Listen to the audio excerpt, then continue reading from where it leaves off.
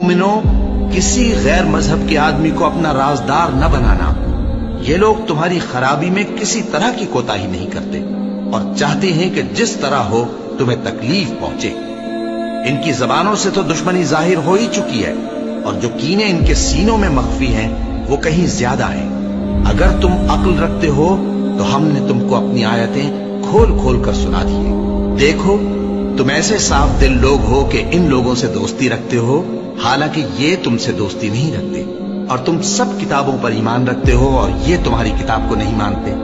اور جب تم سے ملتے ہیں تو کہتے ہیں ہم ایمان لے آئے ہیں، اور جب تنہا ہوتے ہیں تو تم پر غصے کے سبب انگلیاں کاٹ کاٹ کھاتی ہیں۔ ان سے کہہ دو کہ اپنے غصے میں مر جاؤ، اللہ تمہارے دلوں کی باتوں سے خوب واقف ہے۔